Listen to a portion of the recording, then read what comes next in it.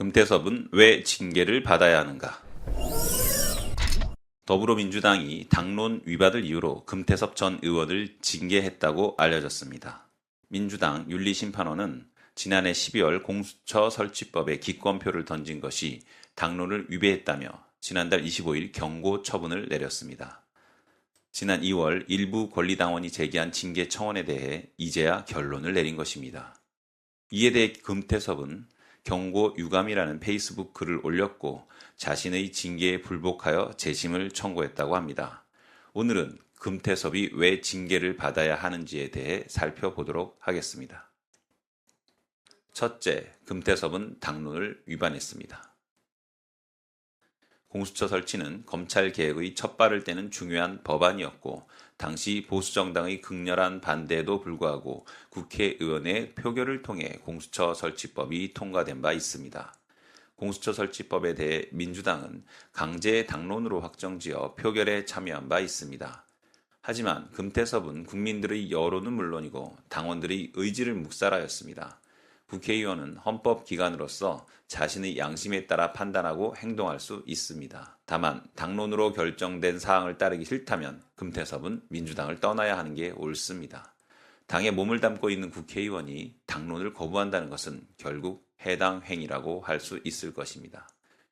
둘째, 금태섭은 공익을 반대하는 행동을 했습니다.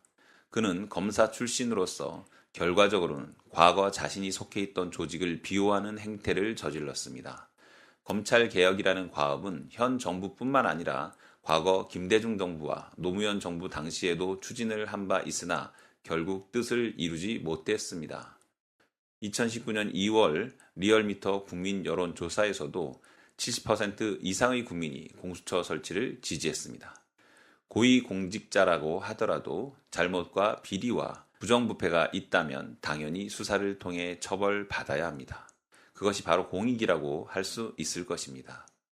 그는 공익이라는 담론에 대해 그 의지와 뜻을 저버렸으며 건강하고 깨끗한 나라를 염원하는 국민의 요구를 묵살한 것입니다. 표결 당시 기권자는 오직 금태섭 1인뿐이었다고 하더라도 공수처법 통과에 문제가 없었다고 하더라도 그의 행위는 분명 국민의 요구를 묵살한 행위였기에 그의 징계는 정당하다고 말할 수 있을 것입니다. 그의 징계는 정당하다고 말할 수 있습니다. 셋째, 검사 시절 검찰개혁에 관한 글을 한겨레 신문에 기고하며 검찰개혁을 주장한 금태섭이 막상 표결에서 기권을 던진 것은 자신의 소신을 뒤집은 이율배반적인 행위입니다. 그는 한때 검찰 조직 내에서도 소신 발언을 지속적으로 해온 인물이며 검찰 조직을 떠난 후 과거 한겨레 신문에 실은 글을 디케의 눈이라는 책으로 펴낸 바 있습니다. 검찰 총수에게 집중되어 있는 검찰 조직의 한계와 자의적이고 선택적인 수사 관행을 바꿔야 한다는 발언을 수시로 해온 장본인입니다. 그런 금태섭이 막상 검찰개혁의 상징인 공수처 설치법에 기권한 것은 자신의 말조차 뒤집어버리는 행위였던 것입니다. 선거를 통해 당선된 국회의원이라면 최소한 자신을 지지해준 국민이 원하는 바가 무엇인지를 정확하게 인지하고 그에 맞는 행동을 취해야 합니다.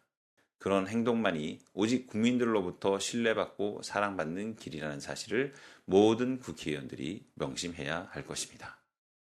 이상 서울의 소리 보도국장 서정우였습니다.